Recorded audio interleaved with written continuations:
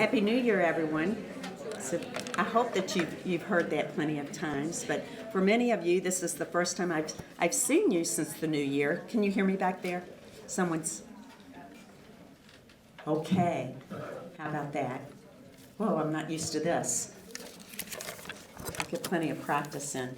My name is Anne Marie Schneider, and I work with the Institute for Public Policy and Social Research. We're hosting the forum today.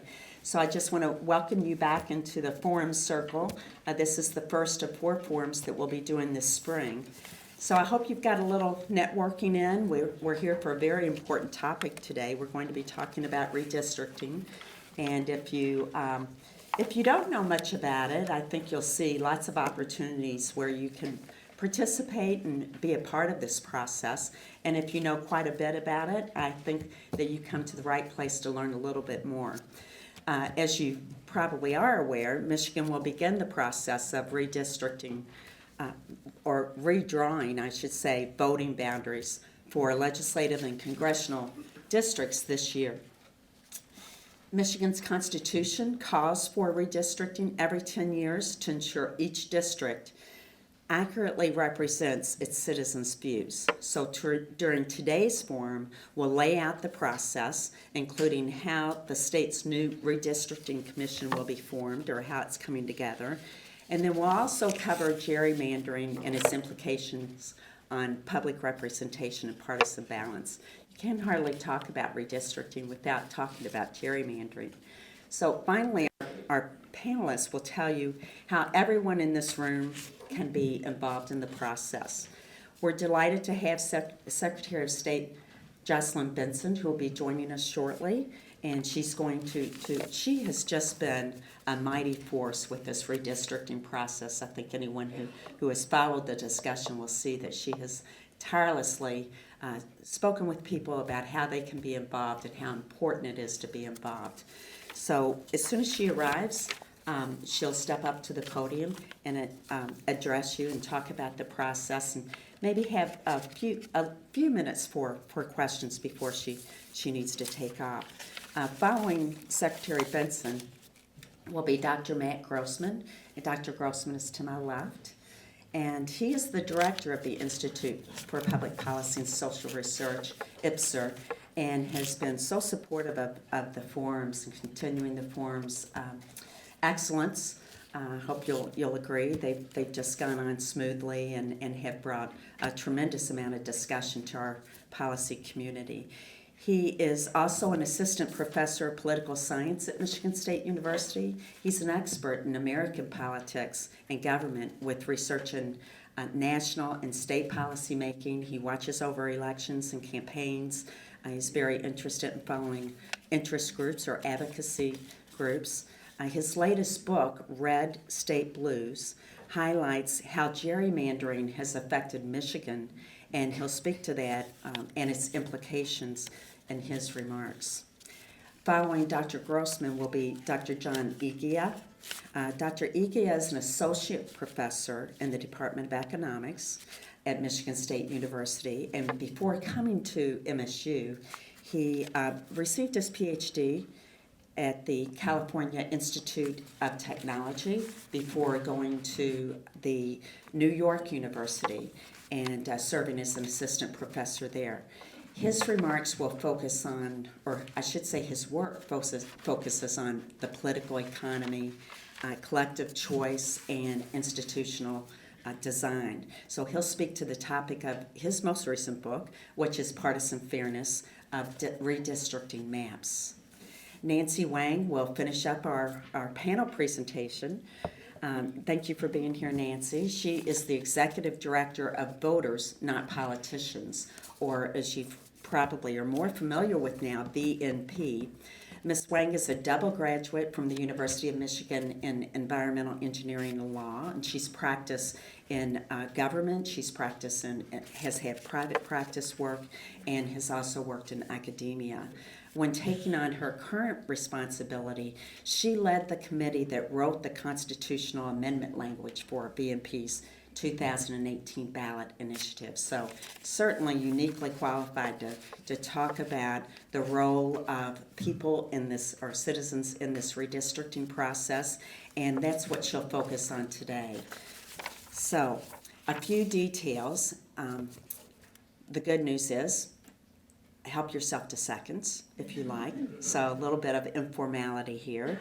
And also, when we have our questions for the panelists at the end of our panel remarks, you'll want to be sure and speak into the microphones because we are recording this today, as we always do. And we'll be posting that recording to our website, IPPSR's website. And we're hoping that you will steer community members to that website for information or as a really helpful resource to learn more about what's happening, what are people talking about in the policy community, and again, how they can connect with the redistricting process. Hello. Good morning, good afternoon. So happy to have you with us, Secretary Benson. You're just always right on time. So, again, we're delighted to have Secretary of State Jocelyn Benson with us today and applaud her efforts in teaching people about the redistricting process and how they can be involved. And as I promised, that is the topic of her remarks today. She'll have just a few minutes following her remarks for a few questions, but I also want to say she's been kind enough to bring a few of her team members here with her to follow up on any questions that may come up following our discussion. So let's get right to it, and please help me to welcome Secretary Benson to the podium and thank her for being here today.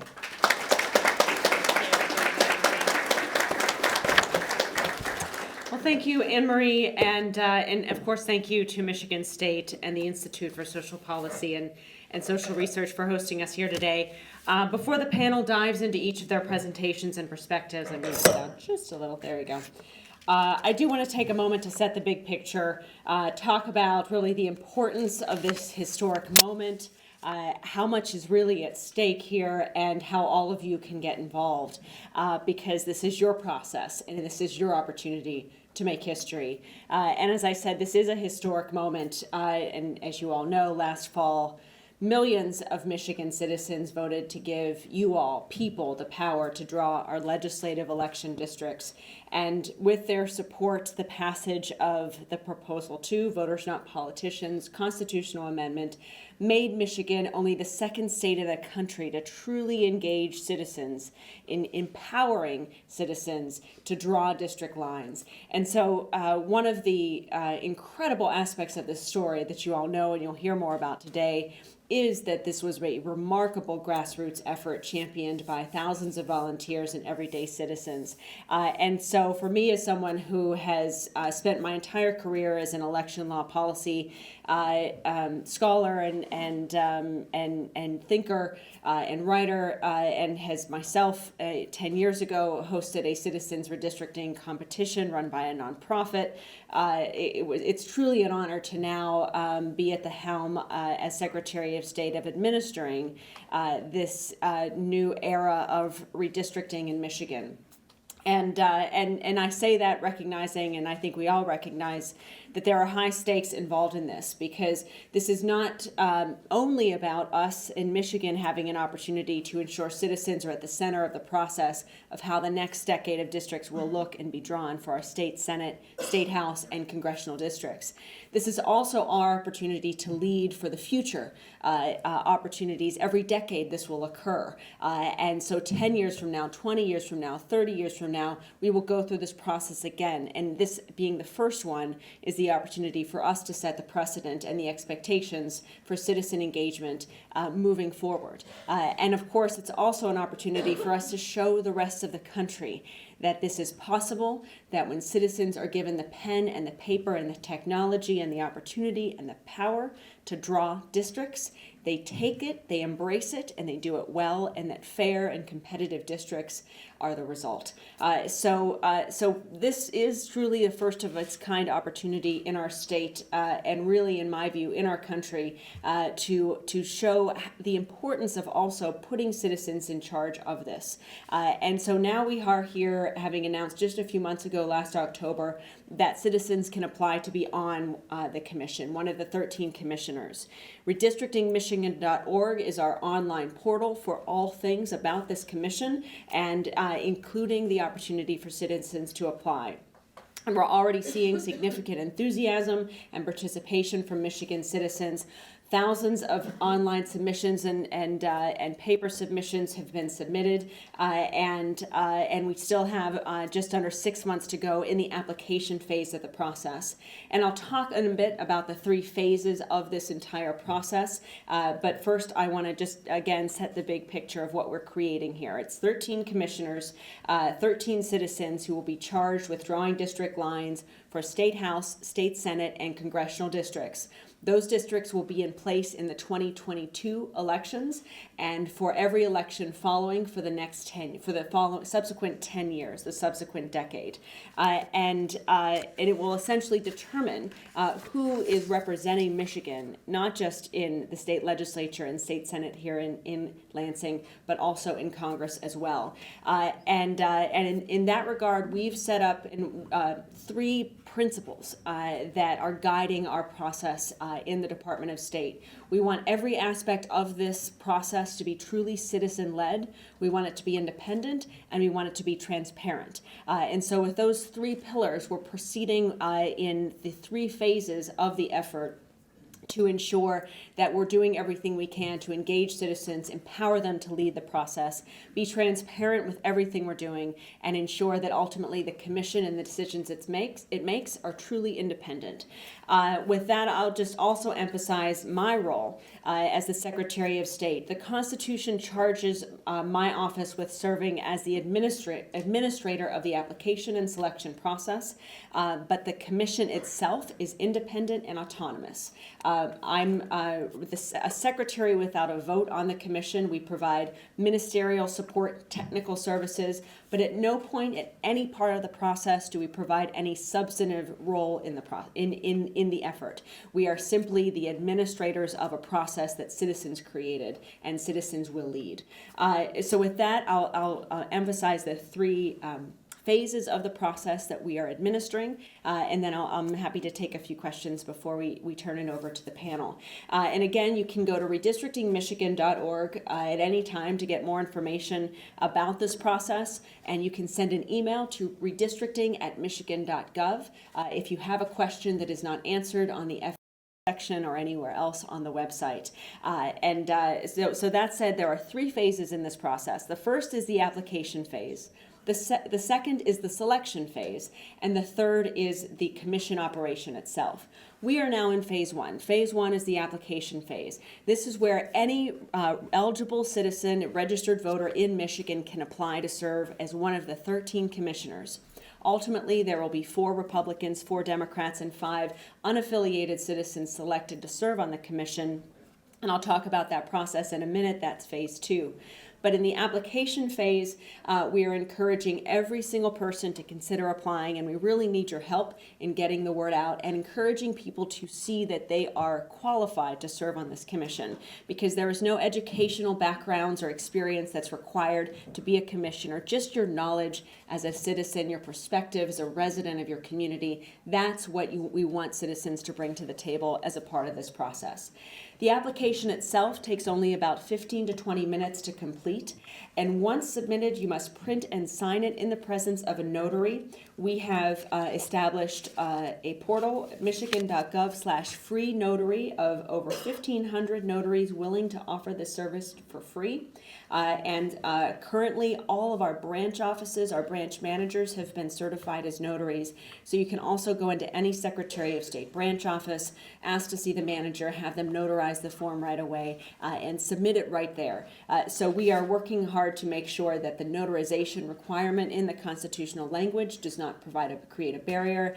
And of course, at throughout the application process, and particularly towards the end, we'll be contacting everyone who submitted an application that does not have the proper notarization, and doing everything we can to ensure that the application does become notarized and entered into the selection process. So our office is also hosting a series of application workshops with partners around the state, and for that I want to ask each of you to consider or offer any suggestions for organizations that you're a part of. Churches, synagogues, mosques, other places of worship, community organizations, places that are not political but where citizens gather and want to have a voice in the process.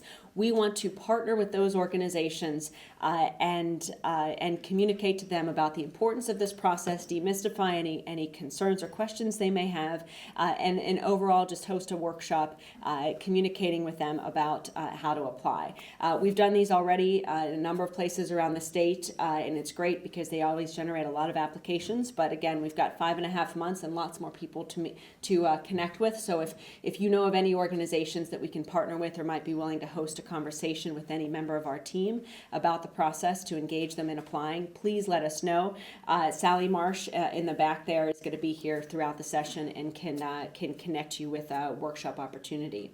Finally, also with regards to the application process, we proactively contacted citizens as well. On December 30th, my office randomly mailed 250,000 applications to Michigan registered voters selected at random from the qualified voter file, and it was very gratifying to see just a few weeks later over 1,000 applications returned through that process already.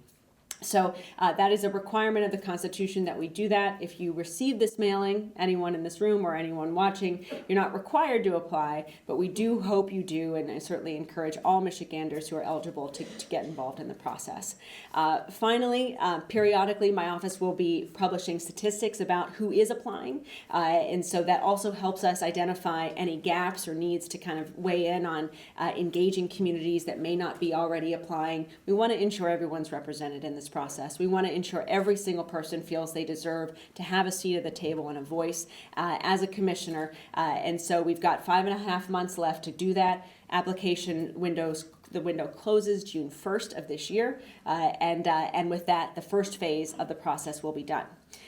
The second phase begins the selection process shortly thereafter. At that point, we'll eliminate any incomplete applications.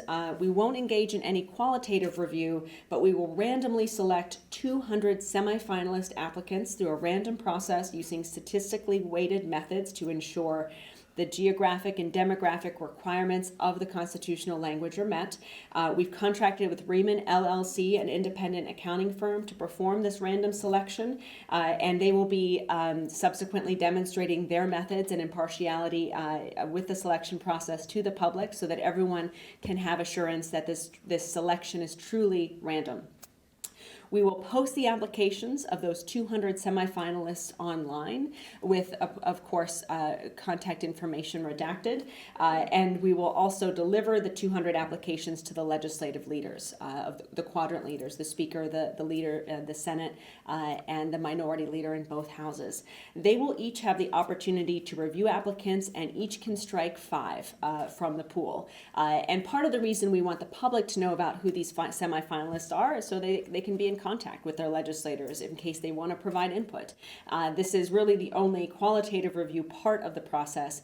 Each of the legislators that I mentioned can strike, as I said, 5, 20 in total, and ultimately that semifinalist pool of approximately 180 will be returned to us. There will be another random drawing, and out of that, the 13 commissioners, 4 Republicans, 4 Democrats, and 5 unaffiliated voters will be selected. They will become the commissioners. And at that point, phase 3 begins. The commission will be seated on or about around the fall of this year. They are then autonomous. They have their own budget. They hire their own staff. They plan their own town halls around the state. And ultimately, they draw the maps. Now, that third phase, to me, is all these phases are crucial, but that third phase is really critical because we want to avoid a scenario, frankly, where we do all this work to put citizens in charge, and then the same people who would talk to the legislators and offer maps in a traditional process are the same and only individuals talking to the commissioners. We want to ensure that citizens throughout the state are developing their own maps, submitting their maps, testifying at the commission's town halls, and truly engaged in the map drawing process as well. In other words, even if you apply and are not selected to be a commissioner, we still want you to be involved in this process, drawing maps, advising on maps, whether they're statewide or just in your community. So we want to partner with libraries and other community organizations, many of you in this room, to provide portals and opportunities for citizens to come and draw their own maps and submit them for consideration to the commission. There will be much more about that process as we get closer to it. It will go an entire year, and at the end of that process, by November of 2021, the commission must select the maps and have them enacted into law. So where do you all come in? Well, first, obviously, right now, everyone should consider applying to serve on the commission. There's, again, no special expertise that is needed. Consider it an opportunity to be a part of history and help lead Michigan in drawing our maps for the future. You will be compensated if you're selected as a commissioner, approximately $40,000. And so number one, it's a great opportunity to directly be involved. But even in addition to that, we want you to consider helping us spread the word, engaging 5, 10, 15, 20 individuals in your personal networks, asking them to apply, inviting them to apply just by sending them the link, redistrictingmichigan.org. Post it on social media. Whether you apply or not, say, I want you to apply in this process. Be a part of drawing Michigan's future. And if you have any community organizations that you're a part of, co-host a workshop with us. Help us reach people who are not traditionally reached through other types of media, and help us communicate to them that we want their voice to be a part of this process as well. If you do want to host a workshop or have any organizations that we can be a part of or talk with, Sally Marsh, again in the back of the room, is there to follow up with you directly today. You can also send an email to redistrictingmichigan.gov and let us know, and we'll take it from there. And again, last thing I'll just re-emphasize is the fact that once all this is done and the commission is formed, the work still continues to ensure that the public are actively involved in the drawing of the maps as well.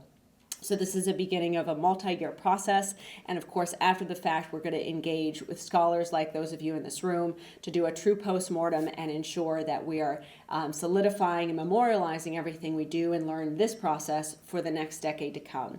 So thank you again for having me here today. As you can see, this has been a significant priority for my administration because we recognize the importance of getting this right.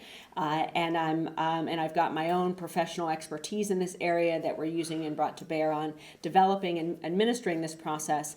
But we are looking forward to your comments, hearing from you about what we can do better as we are true together citizen pioneers in developing what is a historic moment for our state and for our democracy and for our country. I'm happy to take a couple questions if there's time, but of course, if you have any questions for me, you can email me directly at secretary@michigan.gov. And if you want to follow up about hosting an event, you can send us an email at redistricting@michigan.gov. So thank you again. You're going to have a great panel, and if there's time, I'm happy to take a couple questions. Curious how the process handles minor parties. Are minor parties considered unaffiliates, both in terms of applying the standard of whether or not they ran in elections, and are they also considered unaffiliates in terms of being parts of the panel? They are considered unaffiliated for purposes of the commission selection, and it's up to the commission once seated to determine how to best recognize other parties in the process. Good afternoon. Can you give us a quick status on the litigation against implementation of the initiative? Yes, the litigation thus far to halt or slow down the process has been unsuccessful. The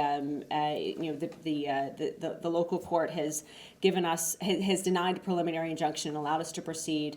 There are appeals that are ongoing, but we are confident not only in the legality of the process and the constitutional amendment, but in the importance of continuing full steam ahead with our eye on the successful resolution of the litigation, and our hopes that, again, all parties, whether they support the concept of citizen redistricting or not, will be a part of this effort, because this is now, whether you voted for or against the amendment or are a part of it or not, this is our law in Michigan, and we hope that everyone will be a part of ensuring its success.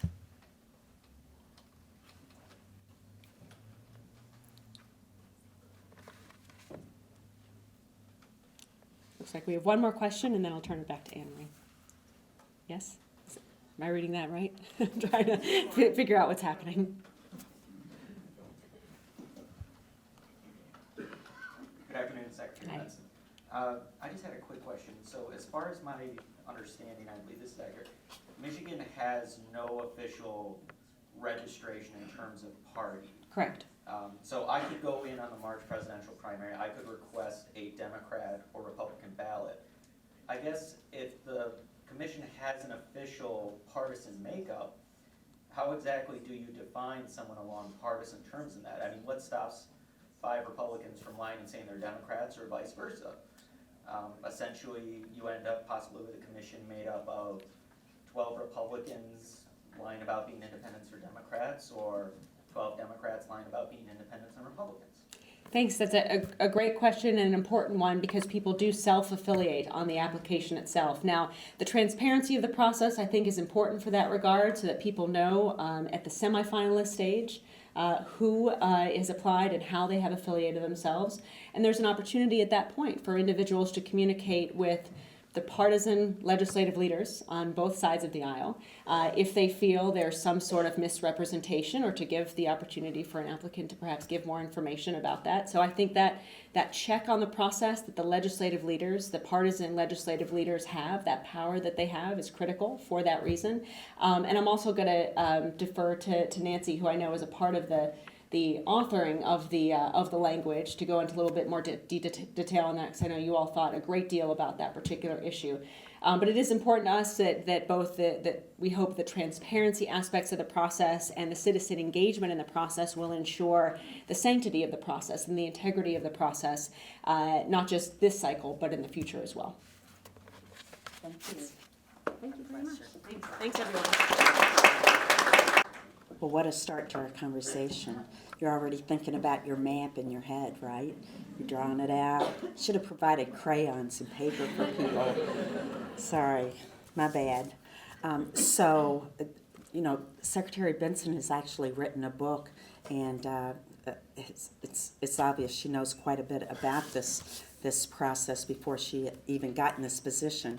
She authored State Secretaries of State Guardians of the Democratic Process. So you probably see that along with a few other things in the bios in your handout. So we're going to move right into Dr. Grossman's presentation, and then following Dr. Grossman, we'll have Dr. Eguia and Nancy Wang. So here you go.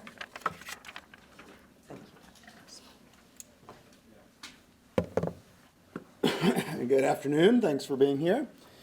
These are our current legislative and congressional districts that the Commission will be charged with redrawing. I'm going to be talking about the potential effects of the districting process and the change that we are about to oversee. So just a quick primer on gerrymandering. This is a faux community of 50 people. I don't know if you can see that, but you can see they're distributed in the model of about 60% for the blue and 40% for the red. So the districting process means that we could do several different things with this group of voters.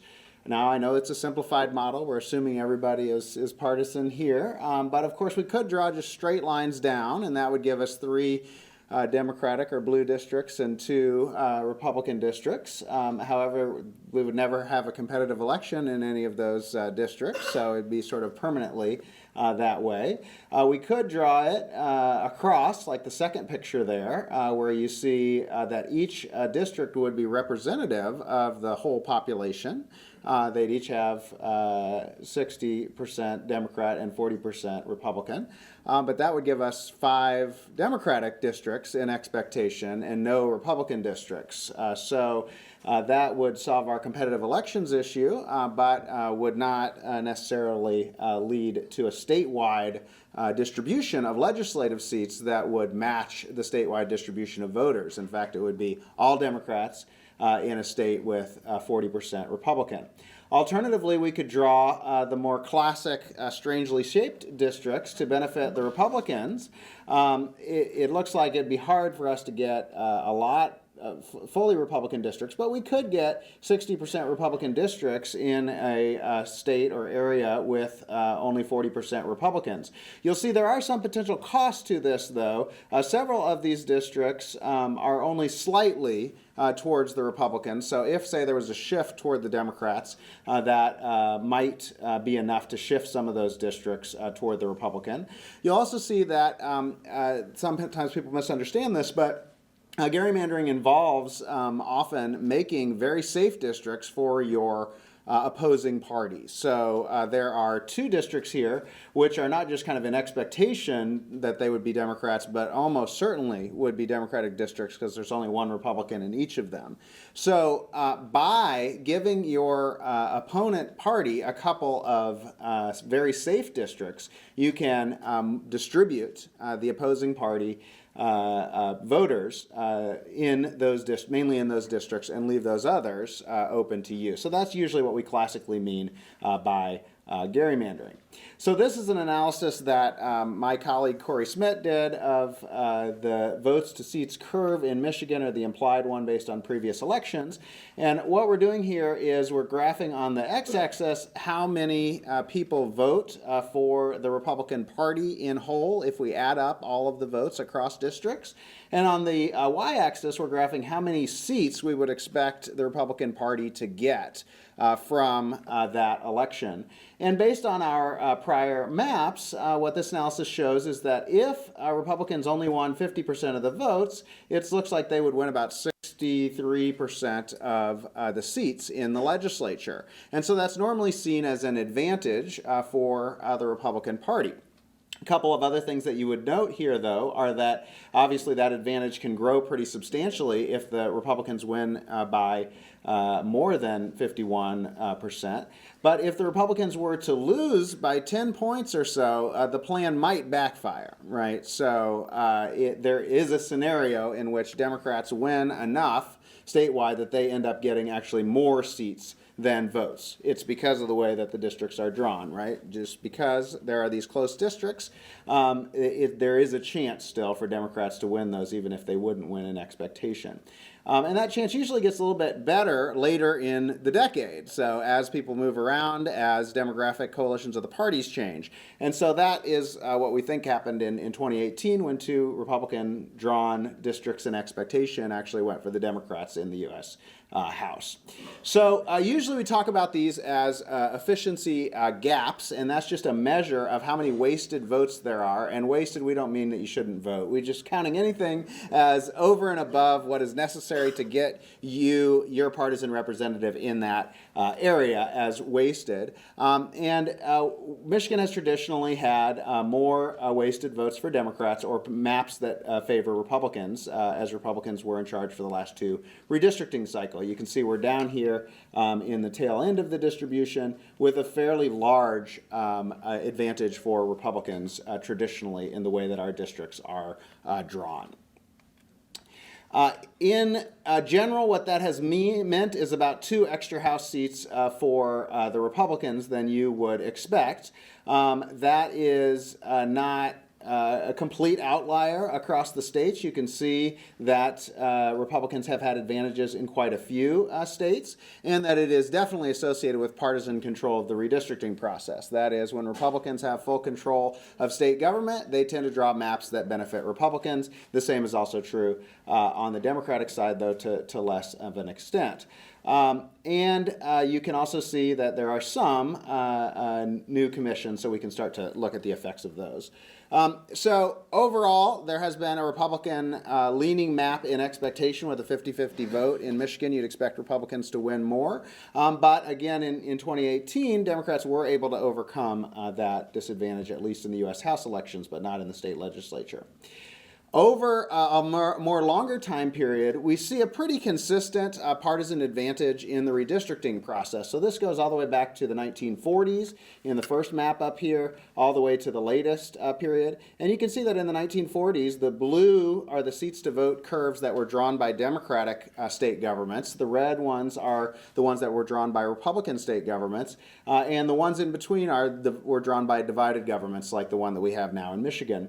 And what that shows you pretty clearly is that in the 1940s and 1950s, there was both an advantage for Republicans if they controlled and an advantage for Democrats if they controlled.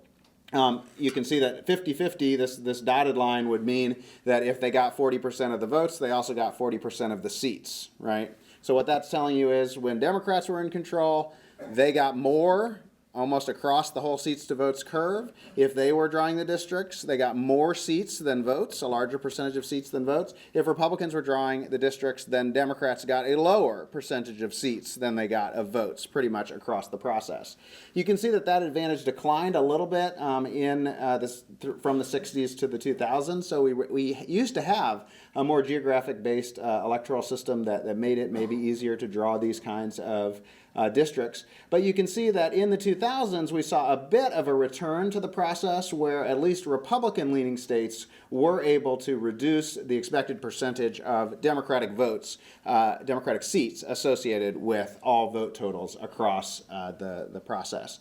But you can see that that advantage was actually less than the Democrats held when they were the majority party from the 40s to the 60s. So nothing about this advantage is necessarily suggesting that there is anything particularly and uniquely nefarious about the current leaders of the redistricting process. It's just that parties tend to draw districts that benefit themselves. So if they're given full reign, they tend to do something to benefit themselves, and that was historically true of Democrats and Republicans, and in the latest period has been more apt among Republicans.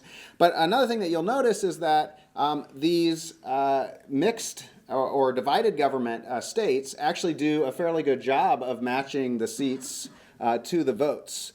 So what that means is that because we elected a Democratic governor and we will certainly have a Republican Senate under the next redistricting process, even if the legislature and the governor had drawn the districts and we had not enacted this commission, we would still expect a change in the districting process. We would have expected the Republican advantage to decline, at least in the next redistricting process, because both Republicans and Democrats would have to come to agreement on the map.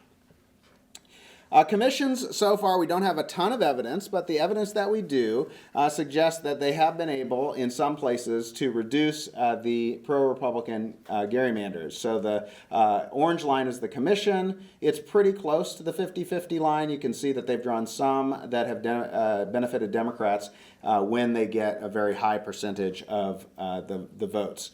But that's putting a lot of different kinds of commissions together, so that is not necessarily something that we can assume would happen with our commission. A couple of just basic findings on the commission so far. Bad news is they do not seem to change people's attitudes about the redistricting process.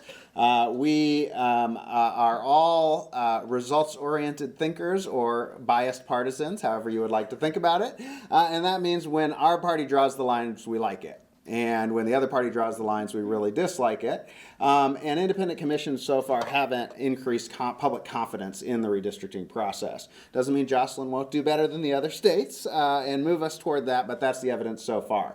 We do know that they draw more compact districts, so fewer of those long line districts, and they split fewer localities. So commissioners tend to respect more the local boundaries than legislators do.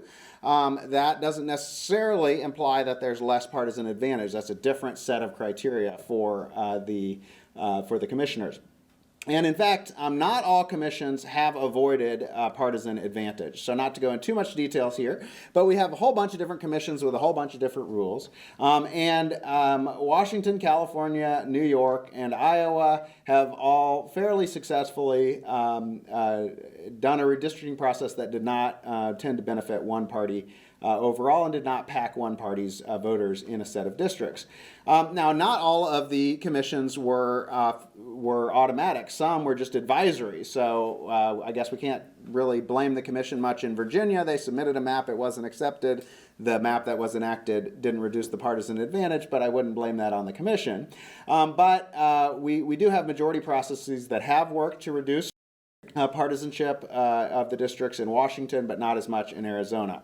Now, there's all kinds of different variations across these commissions in what they're charged with doing, in what their decisions procedures are. But we have not seen commissions that are sort of actively charged with avoiding partisan gerrymandering. And so that'll be interesting to see in our process whether commissions are able to do just that. One extra point I would just point about current politics is that Democrats are now concentrated in cities. I know John is going to talk more about this. This is just a map of the presidential election in Michigan. Generally, that is thought to make it harder for the Democrats to gerrymander to their benefit than it is for the Republicans to gerrymander to their benefit, especially if you're trying to maintain traditional local boundaries. The reason for that is fairly simple. If you're trying to do a Democratic gerrymander, you have to draw a bunch of lines into these central cities and take Democratic voters out of those cities and distribute them. If you draw a district that's just straight in the middle of Detroit, then you have a district that's overwhelmingly Democratic, which means that the Democratic voters are not as easily distributed across the state. And there's a long-running pattern where partisans are increasingly concentrating in different areas. The urban-rural divide is increasing in politics, and that means that we should expect this map to get even more geographically concentrated over time. So, Democrats have been mainly leading the charge to reform in Republican states. Several of those states, including our own, have since moved to a more even partisan split. But there's, again, nothing nefarious about that. The Democrats were more concerned about it in the states where Republicans had control because Republicans had been drawing districts to benefit their party. The current Democratic disadvantage is based partially on redistricting. However, it is also based partially on geographic concentration, and so it may not be possible for Democrats to get as much advantage from gerrymandering as Republicans. And we can't always predict the results of these districts. Some maps that look like they would benefit Republicans late in the decade, in 2028 elections, may not have as much benefit for Republicans as they did initially. Thanks. Thank you. I am John Eguia, and thank you to Matt. I will be building on his presentation to talk more about this partisan advantage and how to measure it and how to think about it. The Michigan Constitution now tells us how to draw good, fair districts. Districts have to satisfy 7 criteria. This will be in phase 3 of Secretary of State Benson's discussion. And the first 2 of these criteria are just following federal law. There is nothing new or novel about this. Districts have to have equal population, they have to be contiguous, they have to respect the Voting Rights Act. These are not controversial, all states have to follow them. The first of the state priorities is that districts must respect communities of interest. This is a tricky concept. They're hard to identify. Secretary of State Benson and co-panelist Nancy Wang held another forum recently to talk about communities of interest. So I'll defer questions to Secretary of State's office or to Nancy at the end to talk about communities of interest. I've been studying partisan fairness. the second of the state criteria. The districts shall not provide a disproportionate advantage to either party. And these will be measured according to accepted measures of partisan fairness. So Matt talked about some partisan advantage, how one party can get more seats than the votes it got. But it's trickier to assess the fairness. Fairness is a philosophical concept. It's not just the proportionality of seats to votes. The Supreme Court in various rulings has made clear that parties are not entitled to a percentage of seats equal, that proportionality is not in the American Constitution or in the American tradition necessarily. So this advantage that in Michigan has favored lately the Republican Party, parties and the Republicans and some scholars point out, and Matt did as well, that part of it may well be there is a natural advantage because of the geographical distribution of voters. As Matt noted, a party that concentrates a lot of voters to win a few areas in a landslide end up getting fewer seats. So that natural advantage, that's U.S. Supreme Court language, is potentially acceptable. It's not human-made. It's not the fault of the map maker. It's there pretty much whatever map you draw. What's not fair is what I call the artificial advantage, which is an advantage that comes specifically from the way you draw the map. It wasn't there to begin with in the distribution of voters. It was artificially created by drawing a favorable map in which you get more seats than you would. Supreme Court has also talked about a reverse gerrymander, where a party draws districts to cancel out the natural advantage of the other party. So in the end, it looks proportional, but it is by cleverly drawing biased districts, and that's of dubious interpretation. So let me show by example to clarify this notion. Suppose we have a beautifully simple state with 6 counties drawn in black. Each of them represent a community of interest, all with equal population. To make it super simple, 5 voters in each. There are red voters and blue voters. The natural map here, if we have to draw 6 districts, say for that state, is to just let each community of interest, each county be a district, and that's it. If you do that, then the red team is going to get 4 of those districts. So my example is a little bit more red in population than Matt's, so that they're 50-50 in terms of voters, but the red team gets 4 of the districts because the blue team is concentrating a lot of voters in winning landslides in the southeast counties districts. So this would be the natural map to draw, and it will give, and even though the voters are split equally, the seats would not. It would be 4-2 red. The red party here has a natural advantage. Now, the red party could then control the assembly and draw districts that are favoring it as much as possible, not care about anything other than do the best for red team, and can crack one of those blue counties, and doing some aberration of a map, you can get to win 5 seats. And then I would say that the artificial advantage, when end up winning 5 seats out of 6, is that additional seat that you want with respect to this natural map. So it's not the 4th, it's the 5th seat that was artificially gained through the map. Now, if somehow blue team gets to be in charge of maps, which would be hard in my example, but it could also get into the community splitting, county splitting, drawing pro-blue, and it can do a reverse gerrymander.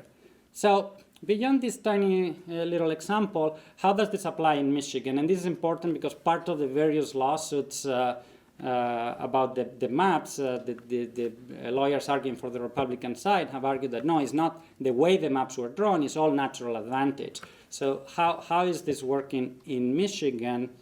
So in Michigan, counties don't have equal population. So a way to generate a benchmark that of what would be the fair number of seats that each party should get given an electoral result, first assign to each county a weight or a number of seats proportional to its population. This is, for instance, how we do for the Electoral College with a minimum of 3. We don't redistrict states, we just assign to each state its population. We could do the same by county. So you have the map on the left, and the list will continue. It goes out of screen. Once you have those seats assigned to each, or weights assigned to each county, look at, given an electoral result, given a voting outcome in whichever election, you can see which party won. In Michigan, it's only two parties, Democrat and Republican. So the figure on the left represents the sizes, represent the population of a county. Blue represents that the Democrats won it in 2016, red that the Republicans won. And the right, the columns are assigning those weights numerically rather than visually, graphically. You add all those counties, and if you do that, this was an election in which the voting was very close to tied, very minimal advantage for the Republicans. Nevertheless, if you aggregate by counties, you end up that quite more than 50% of Michiganders live in a county in which Republicans won most votes. So this benchmark created in this way would say Republicans should get about 7.7 seats, Democrats should get about 6.3, even though the voting was sort of 50-50. Now, this is not a suggestion as to how to draw a map. A map will have to be drawn with equal population. This is whatever map you draw should end up with a result that is close to this. So even though voters voted 50-50, if you end up with 8 Republican representatives, 6 Democrat representatives, that is close enough. That was a fair map, and the advantage was natural. If you end up with a 9-5, that is not fair. That would not have happened naturally unless you were doing strange things in map making. So how has it been in Michigan in this redistricting cycle? I did this for the US Congress, for the Michigan Senate, for the Michigan House, so trying to see how much of the advantage, because elections have been from pretty close to tie to Democrats win by a considerable margin, and the outcome, except in 2018, has been 9-5, pretty much no matter what, 9-5 Republican. And so this slide showed that Republicans do have a natural advantage of 0.7 in that election, but this slide shows that the artificial advantage, the advantage that the Republican Party got in terms of seats, above and beyond the natural advantage that it has. So we can argue in court about the natural advantage, but the artificial advantage, comes from map making, and this one is unjustifiable from any perspective, amounted on average to about 2 seats. More in 2012 and then less so because it's harder to predict 10 years hence. So this is one of the worst artificial advantages in the whole nation. It would be with North Carolina, Ohio, and Utah. It's exceptional in that it's more than 10% of the delegation. So this was not fair under any consideration. However, it's not all the right on one side of the argument. The advantage was not as bad on the Michigan Senate or in the Michigan House, where again the Republicans got a couple seats extra, but it's a couple not out of 14, but a couple out of 38 or out of 110. And if you don't do my computations or any measure match, if you just look at the maps, the US Congress maps of Michigan look truly bizarre. So a preschooler would tell you that this is wrong. The Michigan Senate maps, the Michigan House maps, just visually do not look as bad. For whatever reason, maybe there was less interest, less effort put into manipulating those. And then they show when you, instead of doing the eyeball testing, you do the numerical.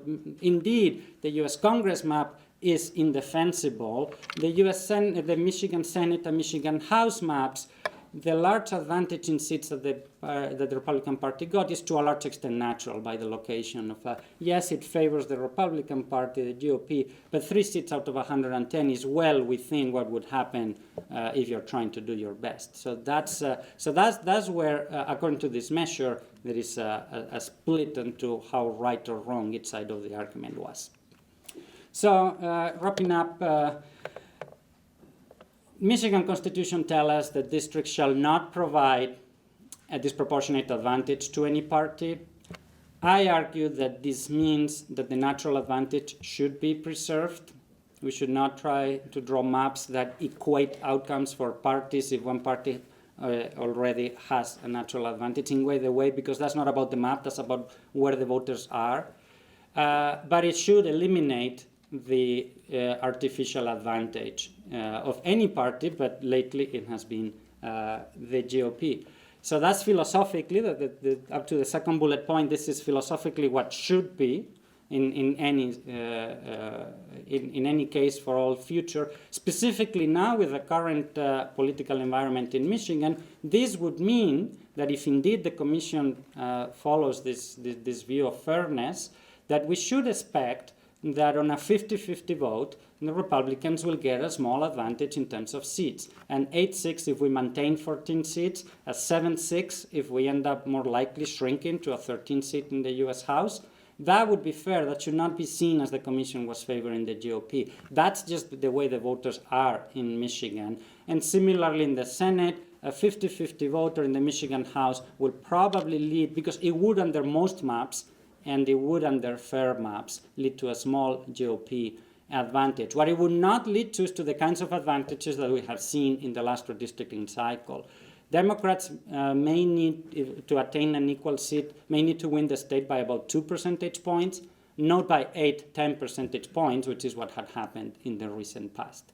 So in that sense, it's a little bit of the Republican advantage is justified because of the factors that Matt and I have mentioned on where the voters are located. Most of it in the recent past was not. And I hope the Commission will draw districts that are fair in the sense that they serve a natural advantage of any party and eliminate the artificial advantages that come from the map, not from the voters. I encourage everybody to participate in map making, even if you're not a member of the Commission. I did this 2 days ago in an hour. You go to districtr.org and start clicking, and half an hour later you have a map, and then you realize what are the challenges of not breaking counties, not breaking cities, not breaking communities of interest, respecting the Voting Rights Act, trying to make something that doesn't look too bizarre, that equates population, and that in the end, but the thing is that if you're not looking at partisan information, if you're just trying to draw good maps, after you're done with the map, you can evaluate it for the partisan outcome, and in all likelihood, it's going to come out fair. You only end up with unfair maps by extreme bad luck or because you were trying to get unfair bad maps. So I am confident that a commission, even if it ended up having people that are not exactly 5, someone sneaked in, a commission of 13 Michigan citizens who are not politicians, that are just people in your neighborhood, the normal people that I talk to in the streets, will draw maps that are fair, and encourage everybody to participate, to put your voice, to think about what you think is fair, whether my notion that I'm suggesting you think is fair, and to tell the Commission so that the Commission knows what Michiganders think is fair. Thank you.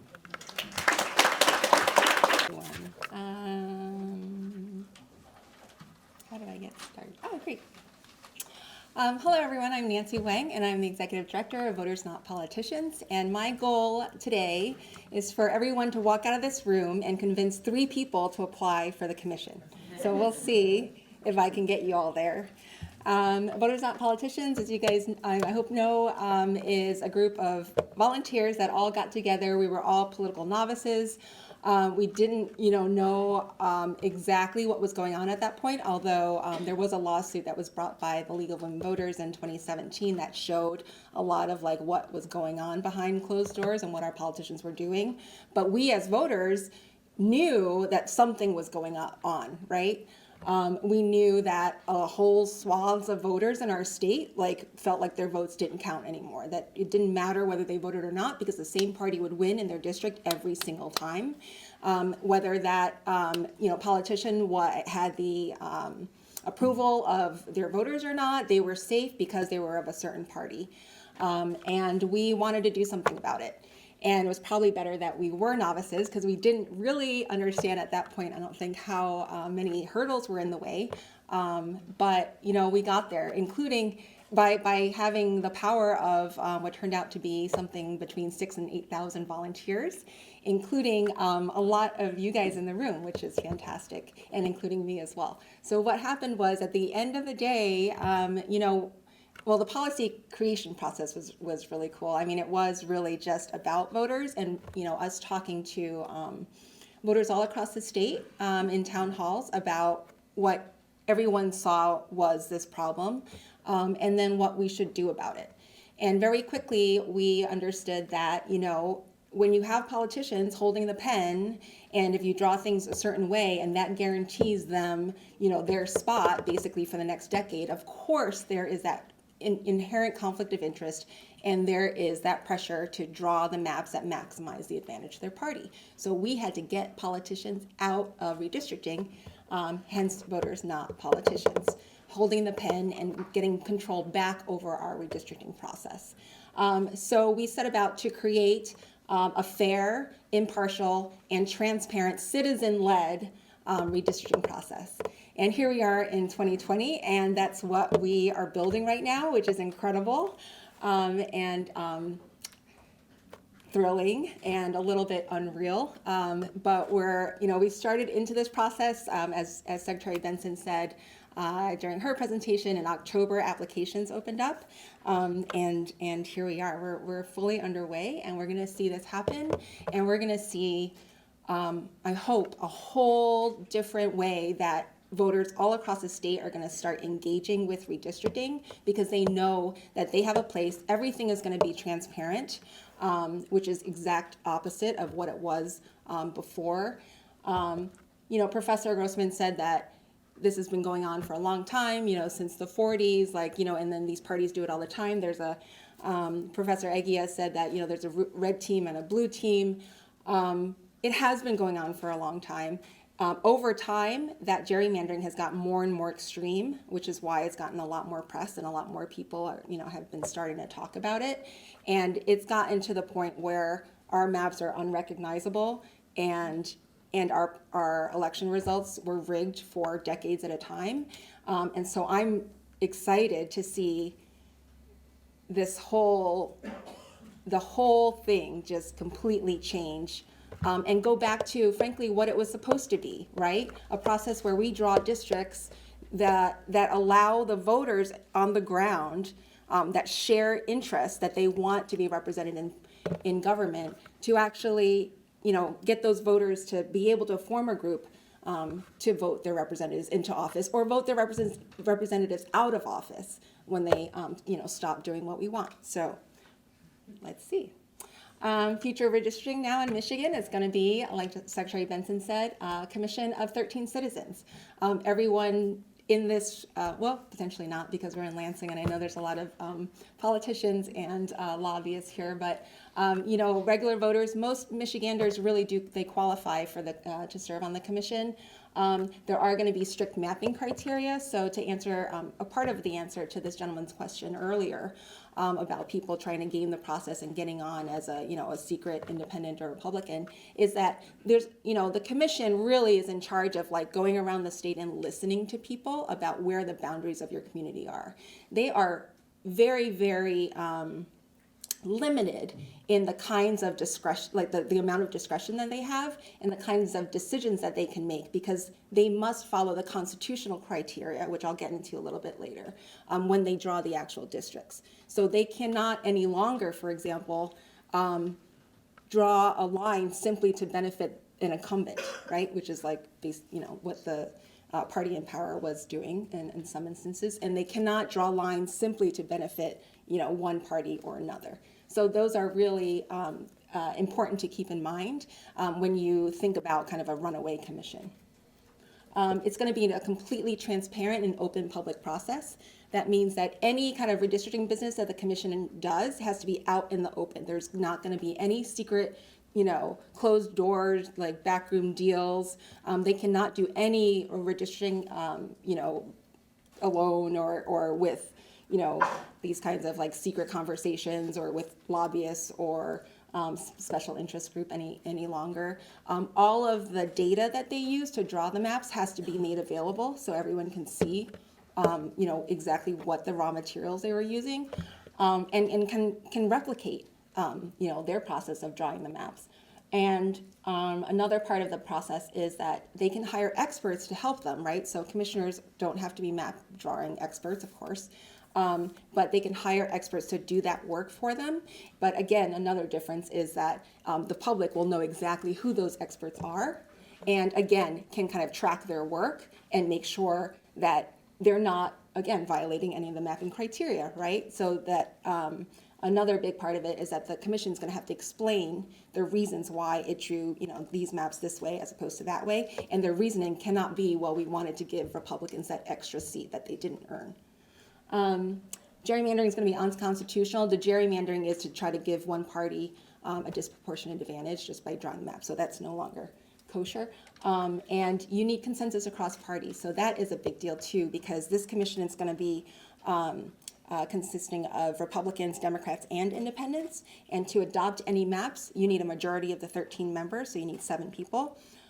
But of the 7 people, you need at least 2 Republicans, 2 Democrats, and 2 independents. So there's not going to be any longer 1 or even 2 groups, kind of ganging up and cramming through maps that are unfair to another party. And again, all of it's going to be transparent. All of the votes are going to be public and transparent. And the commission's going to have to explain its reasonings for why it made the decisions and drew the maps the way it did. So criteria, I'll get into this a little bit more. It's important because of the communities of interest. That is a loosely defined term by design. It means simply a community of people that share a certain interest that they want represented in government. That could be economic. It could be, we all rely on the auto industry, for our livelihood, or we all, send our kids to these school districts. We feel ourselves are a community with shared interests, and it makes sense for us to be represented by a person in either the state house or the state senate or the Congress. And so that part, and then these are the other criteria, and they're prioritized, right? So in the Constitution, the commission has to make sure its lines, number 1, meet the first criteria, number 2, and only if you, so you can't prioritize number 4 if you're compromising number 3. Anyway, all of this will play out in real time. But this is us, our snapshot of us. Like I said, we had thousands of volunteers who all just devoted time to try to, get out there and educate voters on what the problem was and how we wanted to fix it. And after Election Day in 2018, they didn't go away, right? So now, these voters really feel a sense of ownership for this proposal, and they want to do what they can to really make it a success. So that's why, we're still around, we're here. And if you haven't volunteered already, you can on our website. But this is what we're prioritizing right now. So last year we prioritized commissioner recruitment. So we sent our volunteers out there in the community to hold town halls, to do presentations to any organization that invited us, however big or however small. And our objectives were to build a really large and diverse applicant pool. So as Secretary Benson said earlier, all of the applicants are going to be funneled through this by random selection into a semifinalist pool of 200.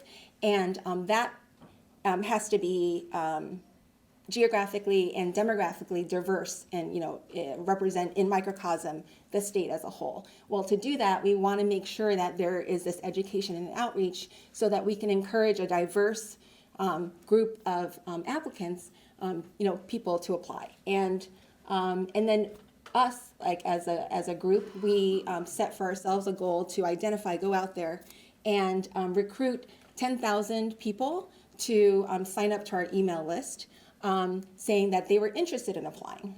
So, and once we got them to sign up for our email list, what we did then was we sent them information about the commission. We gave them alerts. The application process is open now. Here's the link to the Secretary of State's office. Don't forget you have to, print out your application form and get it signed in front of a notary. And recently, some of the support we've been providing also is VMP has been sponsoring application workshops where I think we have something like 50 volunteers who have signed up to make themselves notaries. And so we reach out to people on our email list and say, hey, we're holding an application workshop in your neighborhood next Wednesday. If you want to show up and apply, we'll have a free notary right there. We'll have printers, and you can it's like a one-stop shop. You can apply. So those are the kinds of things we're doing. And I'm happy to say that we met our goal, and we did recruit 10,000 people in 2019, which is fantastic. And we made a priority too of, again, this is going to the diversity of the pool, and perhaps re-engaging people that were really disenfranchised and frankly disgusted with the extreme gerrymandering of their communities in the past. So we made a priority of reaching out to historically underrepresented communities and saying, hey, this is a wholly new citizen-led, citizen-driven process, and your input is really, really valuable here, and we would encourage you and invite you to apply to serve on this commission. So that was 2019. This year, we're going to focus on still recruitment. The application period will be open until June 1st of 2020. Our goal is for 7,000 diverse applicants to submit completed applications to the Secretary of State's office.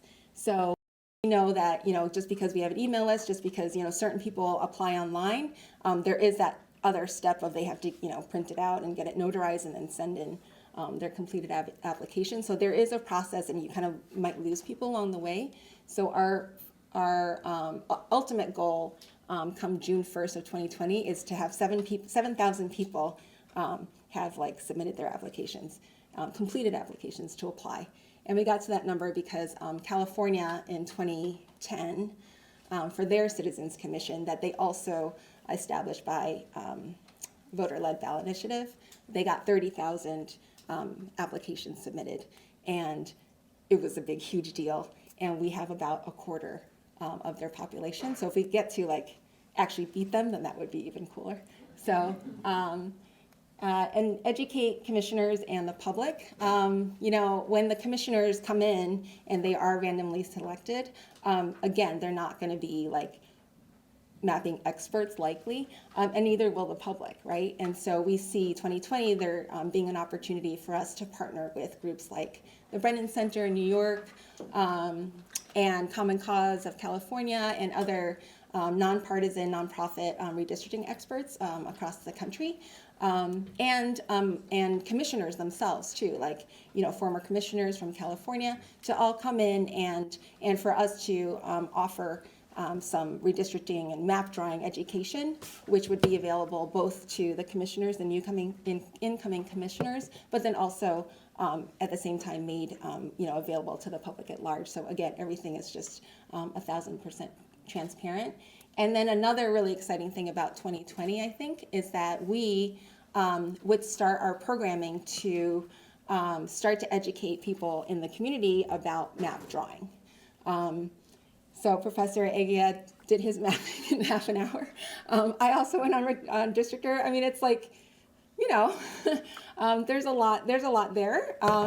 And so I really look forward to the process of us all getting together and spreading the word and having these kinds of work sessions where people out in the communities can really, get their hands on, the software and understand all the concepts and start the conversations with their neighbors about what is our community, how do we want to be represented in the new district maps, and start to get more comfortable with using the software. And then, oh no, that's, oh no, oops. And then 2021 is going to be public hearings before the actual commission. So we want to definitely be a part of that. And then, this stopped working. Elections, of course, our first elections with the commission's drawn maps are going to be held in 2022. And so, I'm told there's no time left. Is that true? Oh, no. That's about true. We've got about 20 minutes left Okay. To engage the audience and get Okay. some questions Well, out there. But you've that's a really shame. stirred some enthusiasm. Yes, I will just say though, there's a whole process to applying right now to be on the commission. Please feel free to reach out to me directly. Go on our website at votersnotpoliticians.com. We have a toolkit on there that you can access with. We have really cool videos that are 3 minutes long or 30 seconds long that you can just take and show to your membership or your constituents. There's literature that we have. And there's also leader literature, which I see some of you have, which looks like this. It's like pretty dense. And it's for people who, you know, if you're a legislator and you're fielding questions from your constituents and you want some more details, you can definitely ask us to make a presentation to you and in your community, or, you know, you can, this is a pretty good starting point with some, you know, frequently asked questions. But we're here to help, and I think together we can make our next redistricting cycle fair, citizen-led, and just a rousing success and a model for the rest of the country. So thank you. Well, I'll start off with the first thing that was said here, and that is that we're required to do redistricting or to draw lines every 10 years. So it's going to happen, right? It's going to happen with or without volunteers or whatever, so we hope that we have the volunteers. So we want to help you, Nancy, meet your goal of 3 applications or invitations to 3 applications per person in this room. That would be fantastic. We have a few minutes for questions, and so I believe we're going to start off right over here. No? The question was answered, so good for our panelist. Thank you for that. We have one in the back. I know one of the questions that came up at my table was the vulnerability of volunteers in this process. And maybe that's the natural advantage, Dr. Eguia, that you were referring to. What about the vulnerability of volunteers? Is that something that's been considered? I might be naive, but I have faith that even if it were 13 Republican-leaning GOP voting citizens in Michigan who are not politicians but are just people in my street who vote GOP, they would draw much better maps than what we had in the past. Very good. That hasn't been a particular problem in the previous states that have had commissions. That lends confidence to our volunteer groups. Couple very quick questions. Will all of the seated commission meetings be open to the public and the press? Yes. Okay. Secondly, if you're trying to recruit participants from underrepresented communities, and a lot of the material seems to be digitally based, are you factoring in the digital divide that exists in Michigan that really can encourage those underrepresented communities to participate? Yes, so we are partnering with community groups and faith-based groups in those communities, and we have things like barbershop and beauty salon programs where we have lit drops and, you know, one-on-one conversations. And we're also partnering with minority media groups to, you know, spread the message over radio and through community leaders. Great. Sally, would you like to join us? Would you like to join us here? Okay, okay, very good. We know you're in the audience to answer questions as well, so just chime in if you will.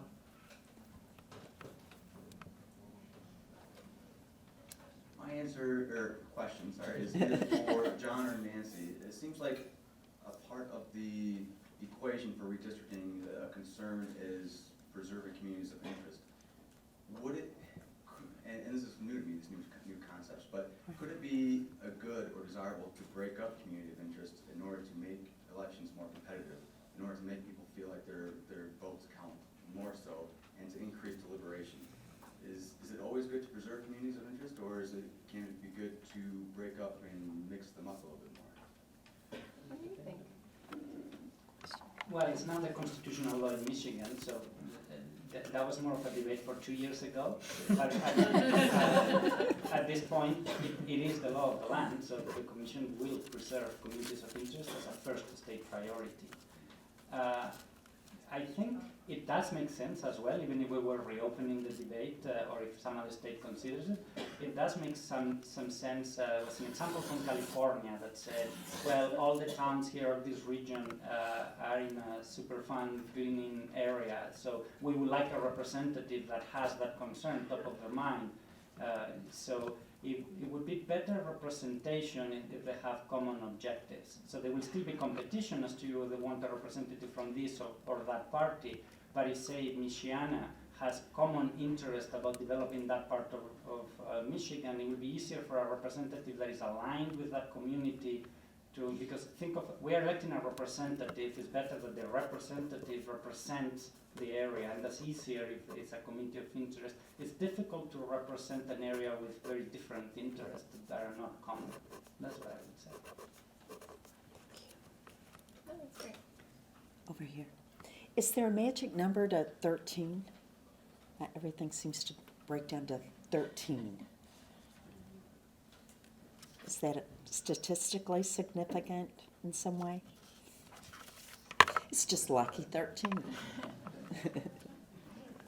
Two quick questions. The first was, you mentioned notary publics that are free. If I wanted to be one of those, how would I do that? Is there a place to sign up for that?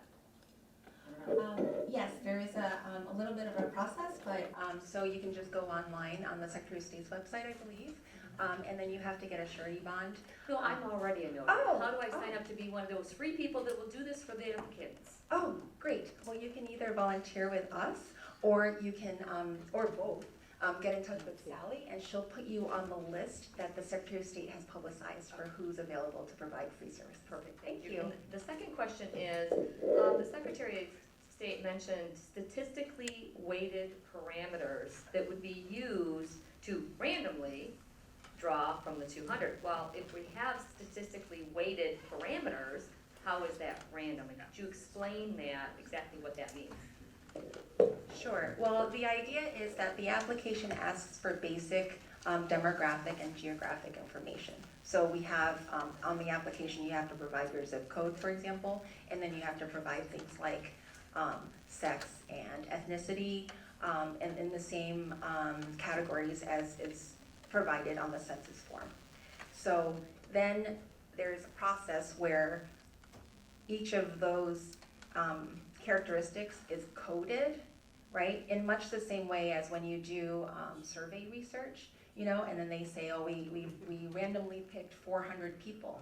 But we know that the responses are generally going to tell us what the general public thinks, because we weighted the characteristics of those 400 people to sort of match the demographics of the general voting population.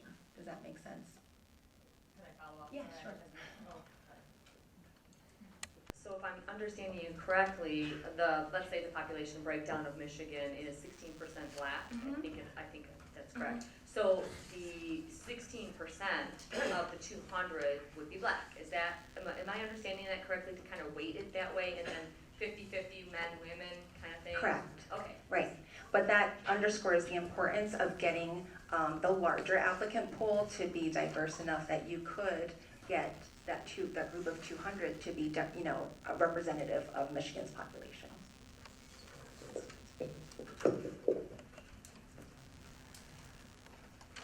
Hi, what is the official date when the maps will be done and available for the public? So when lawmakers are deciding to run, they'll know if they're currently in their district or not, related to incumbents. I know that the 2022 is when the election will be, but when will the maps be available?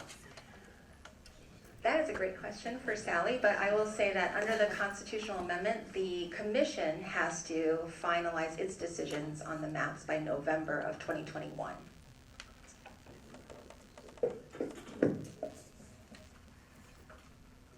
So Mrs. Wang had stated that many primarily Democratic voters had felt that their vote didn't count, or that they didn't vote at all based on current gerrymandering tactics. Do you think that skewed your data a little bit when you did the county by county breakdown? Do you think that there is a true Republican natural advantage? Do you think that really exists, or do you think that maybe we could see something different once we didn't have as gerrymandered of a state? Good question. I think it is a general reality, because it's not about Michigan and it's not about GOP versus Democrats. It's also true from 1800s Britain, and that typically parties that attract an urban, progressive, or left-leaning electorate have ended up to run landslides in urban centers, whereas parties that are more traditional or appeal to traditional values that typically appeal to the countryside do not achieve that level of landslide in the countryside. So to shift a completely non-Michigan example, the Labour UK left would get 80%, 85% of vote in inner Manchester or inner London. The Conservative Tory party would get 60% in the meadowlands in southern England. So it's a more general phenomenon that traditional parties that appeal to rural areas more typically end up having a natural advantage. If you engage these communities, it will have a huge effect in elections for governor, for senator, that appeal to the whole state, because it will boost turnout in districts in which the Democrats are already doing well if these communities are voting Democrat. And there is a increase in the geographic concentration of Democratic voters over the last few decades, and it is also cross-state and cross-national. If you look at a map even of Michigan and Ontario with voting, you see the same left-right voting pattern. It is also incorporated officially into the process, because the process asks commissioners to consider local geographic boundaries, including these county and city areas, and depending on your definition of communities of interest, you would expect that to also maintain some of the geographic polarization that's out there.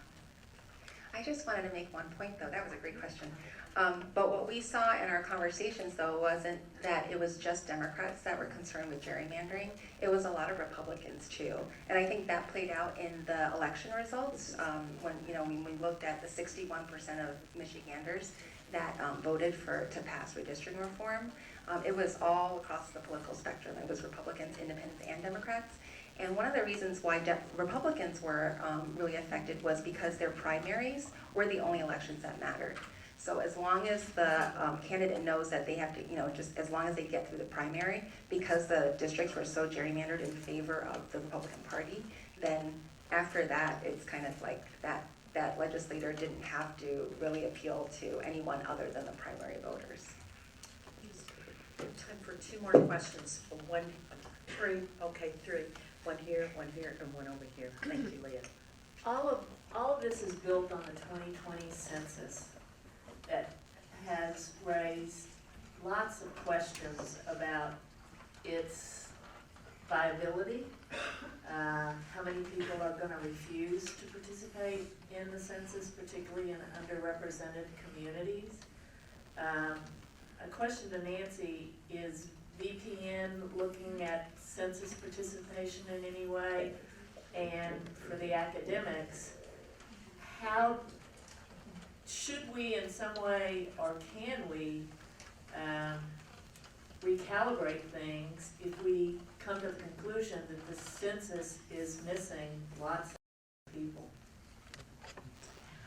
To answer your first question, the answer is yes.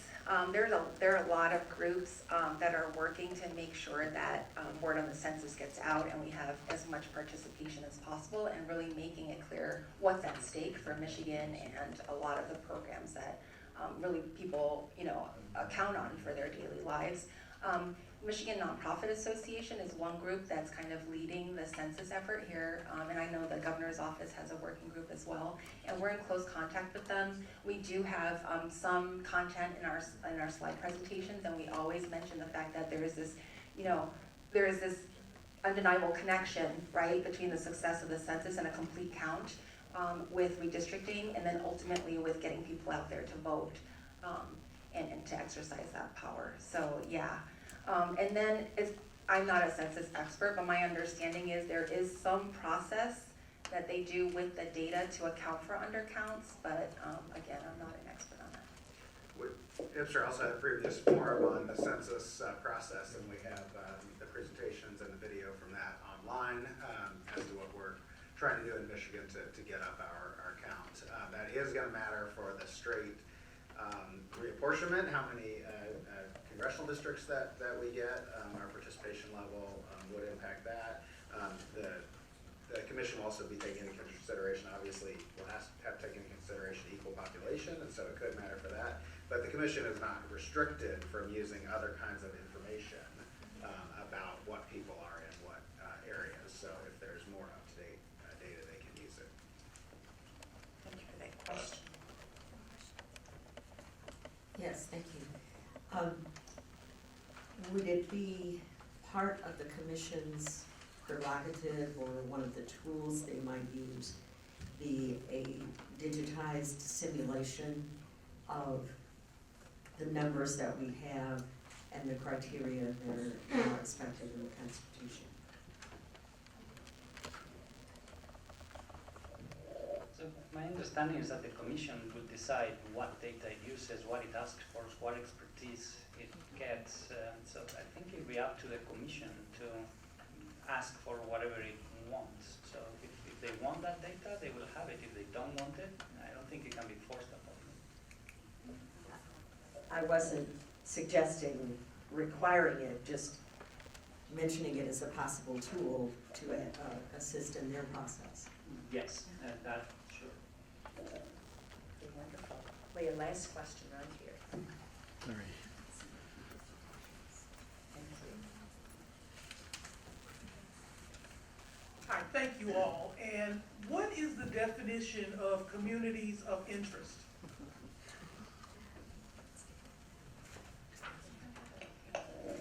So that's a difficult definition. I think the best I've heard is from the Brennan Center of Law and Justice, and it says that they are self-defined. So your community needs to come and tell the commission we are a community of interest because we say so. So it's up to a community to tell the world we are a community. So it would have to be a geographic-based community. So this cannot be all the Democrats aligned. So not a political community, but a geographic community, economic community. That examples that I heard in the previous forum, remember I wasn't Nancy was a panelist. I mentioned the one about all the areas that were involved in a Superfund cleaning area. Well, they had a common interest in that fund. I think of perhaps other regional areas that had a common interest, coastal areas that are looking at the same type of tourism or the same type of logging. But it will have to be self-determined. So your community around you should get together and say, we are going to act as a community and tell the commission that we, with these boundaries where we live, these neighborhoods should not be split because we really are the same community. It is a defined term in the Constitution. I don't have it in my head right now, unfortunately. But what Professor Eguia said is exactly right. It's very open-ended, and it says it's a community, that for example, and then it lists some examples of things that you can, interests that you can share in forming your community, but it's not limited to just examples that are given. And just one thing I want to clarify is that there is a potential trade-off between a community of interest and competition. That is, if you have a whole bunch of people with a whole lot in common, you may not have as competitive a district.